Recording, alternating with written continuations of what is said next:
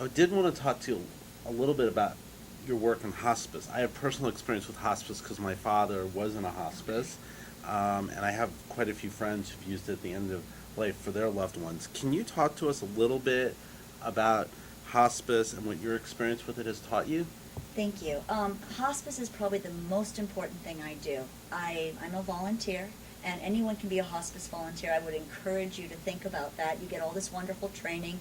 You'll feel better about the end of life for yourself. Some of the things that are misunderstood about hospice, the first is hospice isn't necessarily a place you go, even though there are freestanding hospices. Right. Most of the time, hospice comes to you. It comes to your home. It comes to the care facility or the board and care that your loved one is in. It can go almost anywhere. So that's the first thing. The second thing is it's completely free. Even if you don't have any insurance, it's completely free because it's a federally mandated program. Hospices have to provide a certain amount of free care to people in the community. Now, what do you get with this free care? This is so much better than taking your loved one back to the hospital. A doctor comes to your house, a nurse, a social worker, a chaplain, a nursing aide to help with bed baths. You also get all the supplies you need: hospital beds, medicines, pain medication, and appropriate symptom control. Everything you need comes to you, and it's there right away. So there's no waiting time. You're not waiting in the ER hoping your loved one will feel better. Immediately there's somebody there. They're not there all day long with you. It's a resource that comes and goes as needed. Now, the most important thing I think I've really learned from hospice, oh, wait, there's one more thing. You actually live longer and you live better on hospice. That is the most amazing thing. People think hospice is just for your last days. Yeah, I don't think people Yeah. realize that. Yeah, No. well, what I had happened? no idea. Yeah, the research has actually shown, and recently for people who have CHF, congestive heart failure, it's much better to stop going to the hospital and having your symptoms managed there. You live longer in a hospice care. And the reason is because you get such good, tender, loving care. Not only do a lot of people live longer and better, but 13% of people do so well with this incredible support system in place, they actually get off hospice and they just live their life. So it's incredible what it can do. It's not an end-of-life decision. It's living well while dying. I sit there and I'm just so present, and it's really incredible because that's a rare opportunity to really sit still and be with somebody, and it's amazing. Dying is not something to be fearful about. It's very normal, very natural, and profound. It absolutely is, and you're so fortunate to be doing it and being in such an intimate moment with so Yeah. many people. It's an honor. I'm so privileged that people trust that I can come in and be of that help. Viki, here's our final question for today. Our audience is primarily caregivers, and Viki, would you share how we can meet the needs of the dying, and what does that mean in the grand scheme of things? Well, people have physical needs. That's why hospice can come in and manage Right. any symptoms. But they also have a lot of personal needs. Right. So somebody might really need to have someone to talk to about their fears, about making peace with their life. They may need their support of their religious community or their cultural community. So we need to look at the big picture of their life. It's not just about managing their pain.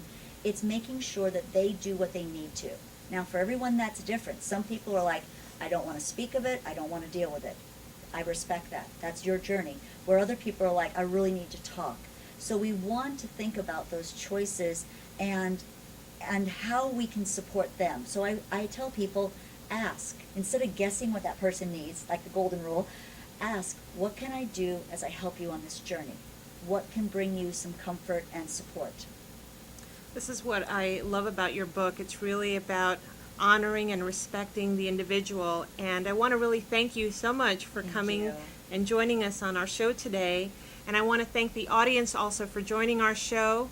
I'd like to wish Viki Kind tremendous luck Thank you. navigating New York State this upcoming week and you. talking about the caregiver's path to compassionate decision making, making choices for those who can't. Please join us again for our next show on Monday, July 12th at 2 o'clock p.m. Eastern Standard Time, when we will be inviting Marjorie Paps. She's the co-author of Enrich Your Caregiving Journey, and she talks about Caring for the Caregiver, and she provides tips and tools to help caregivers really ease the level of stress. Marjorie is also our guest blogger and focuses many of her articles on ways in which caregivers can care for their health. For caregivers seeking help or information and a community of other caregivers, please join us at ecarediary.com, www.ecarediary.com. And you can follow John and myself on Twitter. I'm at eCareDiarySusan. And I'm at eCareDiary John. And Viki, you also have a... Yes, I'm Viki Kind, and my name's Viki.